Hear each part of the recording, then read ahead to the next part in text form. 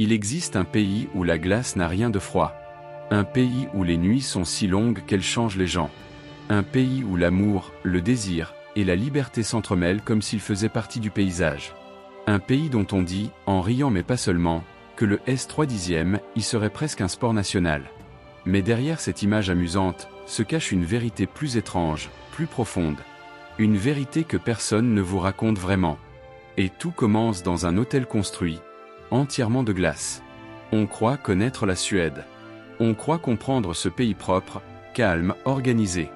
Mais quand on y arrive, quelque chose déraille. Le silence n'est pas normal. La lumière non plus. Et les gens, encore moins. Vous verrez un pays gelé, mais une population brûlante. Des traditions glacées, mais des libertés incandescentes. Des villages qui semblent figés, et des lois qui surprennent le reste du monde. Comment un lieu si froid peut-il produire un peuple aussi libre? Pourquoi cette obsession mondiale autour de leur culture intime? Et que se passe-t-il réellement, derrière les portes en glace de leurs hôtels polaires? Et ce que j'ai découvert dépasse tout ce que vous imaginez. Dans cette nouvelle vidéo de l'autre côté du monde.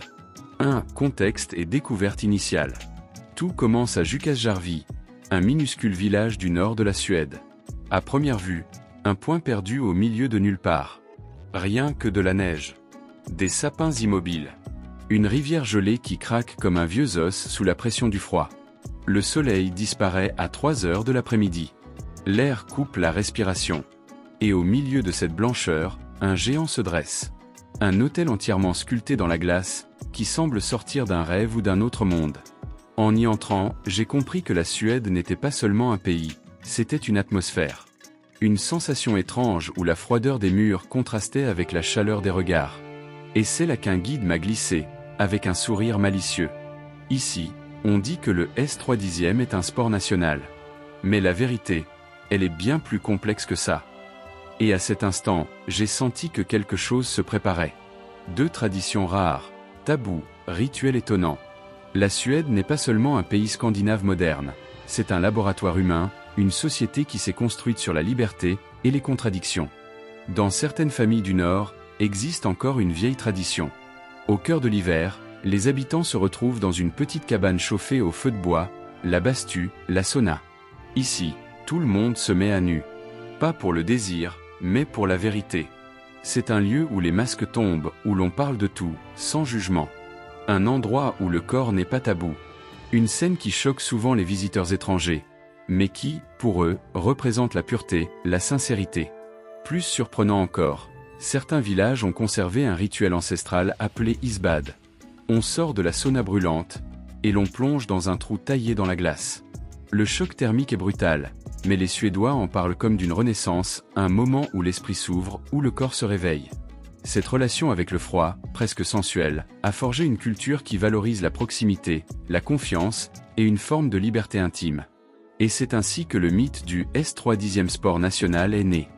Non pas dans l'excès, mais dans une manière unique d'être à l'aise avec son propre corps, et avec celui des autres. 3. Les lieux extraordinaires. La Suède est un pays immense, mais presque vide. Des forêts interminables, des lacs noirs comme du verre, des montagnes silencieuses. Un décor de film post-apocalyptique où l'homme semble minuscule. Au nord, la nuit polaire avale le ciel. Pendant des semaines, le jour ne se lève plus. Et quand la lumière revient, elle n'est pas normale, elle danse. Les aurores boréales déchirent le ciel en vert, en rose, en violet. On a l'impression que le ciel est vivant. Dans cette lumière, les villages semblent irréels. Plus au sud, dans des zones presque secrètes, existe une série de maisons rouges isolées. De petites routes s'enfoncent dans les pins. Et au fond de la forêt, une maison sans fenêtre. On raconte qu'elle abritait autrefois des réunions secrètes sur la sexualité, la liberté, les droits du corps. Un laboratoire social avant l'heure. Et tout cela, vous ne le verrez jamais dans les brochures touristiques. 4 légendes, mythes, histoires anciennes. En Suède, les légendes sont plus vivantes que les lois. On raconte qu'autrefois, dans les forêts du Norrland, vivait une créature appelée Skogsra. Une femme de la forêt. Belle, hypnotisante, malicieuse. Elle attirait les hommes loin des sentiers, leur faisait découvrir le plaisir. Mais leur volait leur force, leur mémoire, leur volonté. Une figure à la fois sensuelle et terrifiante. Une métaphore, peut-être, de cette liberté suédoise qui fascine autant qu'elle perturbe les étrangers. D'autres histoires parlent d'un village perdu, où la communauté vivait selon des règles totalement libres. Pas de honte, pas de tabou, pas de secret sur le désir. Une organisation qui aurait inspiré certaines idées modernes du pays. Et certains disent que ces croyances expliquent encore aujourd'hui cette perception mondiale d'une Suède trop à l'aise avec l'intime. 5 réalités modernes, vérité, contraste, paradoxe. Mais la Suède moderne est pleine de paradoxes. Un pays ultra-libre, mais aussi l'un des plus solitaires au monde. Des lois progressistes, mais des rues silencieuses où chacun marche seul. Des villes propres, calmes, mais des appartements où les rideaux restent ouverts. Une société qui défend l'égalité, mais où le célibat est omniprésent. L'image internationale de sport national vient surtout d'une statistique. La Suède est l'un des pays où les gens parlent le plus ouvertement de sexualité. Où l'éducation intime commence très tôt. Où le corps n'est pas honteux. Où la liberté et le respect sont enseignés comme des matières scolaires. Et cette transparence choque parfois le reste de la planète. 6. Montée dramatique et révélation. Une nuit, dans l'hôtel de glace, quelque chose s'est produit. Une coupure de courant. Le silence. La température qui descend encore. Les couloirs plongés dans une lueur bleutée. J'ai avancé, lentement, dans des galeries translucides où chaque pas résonnait comme dans une cathédrale. Et au fond d'un passage, je suis tombé sur une salle dont personne ne m'avait parlé. Une pièce sculptée d'un bleu profond. Au mur, une inscription en suédois. Le froid révèle ce que la chaleur cache. Un guide m'a rejoint. Il a souri. Et il m'a révélé la clé du mythe. Ce pays n'a jamais vraiment fait du S3/10 un sport national. Ce sont les étrangers qui le pensent. Parce que nous ne cachons pas ce que d'autres considèrent comme un secret. Nous parlons de l'intime comme d'une part normale de la vie.